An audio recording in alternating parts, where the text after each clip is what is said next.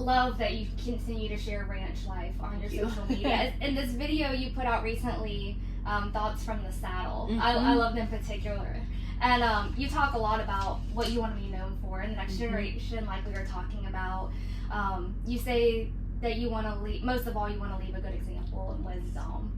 And can you tell a little more about, like, you're on the road and you go back to ranch life and it kind of centers you again, and what inspires you to make those videos, and then does that further inspire your music? Yes, yeah. I'm sure, like, it all intertwined. Yes, Can you talk a little more about that? Totally, yeah. I always say one thing feeds another, and if I don't get time in the saddle, I feel like my ideas aren't as good. And yes, I'm like so tired. Like last year during the summer, I played a show in Kansas City and drove all night to get back to our friend's place in Colorado and ran calves that morning. And I came in, I was like, Ross, can you saddle my horse at 4 a.m.? And he was like, no, you're going to meet us at the pins and have a little nap before you get on a horse. I was like, that's probably smart, you know, but I wouldn't miss it for the world. And it's what makes my music mean anything. And I'm so grateful that I get time in the middle of nowhere to actually process and think and not have a phone in front of my face at all times. And I don't know, I've always been of the mindset that if I'm going to do anything, I want to do it excellently. So music and cowboying.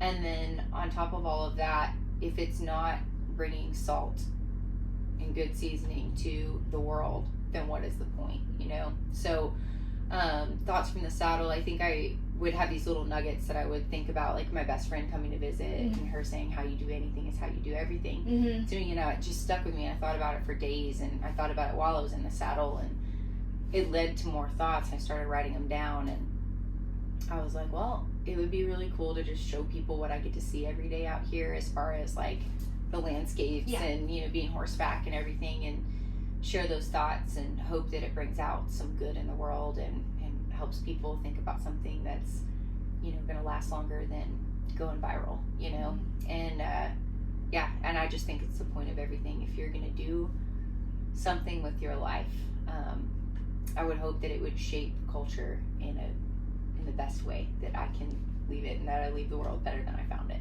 So so that's the goal for me, and all of those moments that I get to spend by myself make me a better songwriter and really a better person.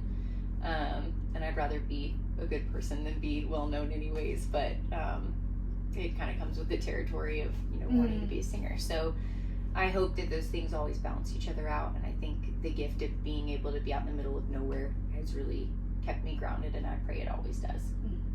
Oh, thank you so much for sharing that. Absolutely. Like we come from different areas of the country. I'm farming in the Midwest, but I really feel that same like I love it. connection and everything. So, and I really appreciate how you're advocating for agriculture through your music and sharing that life. So. Thank you. It's an honor, and I want to always do it and find any way I can to do it better. So thank you so much, and thank you for what you do. It's very similar.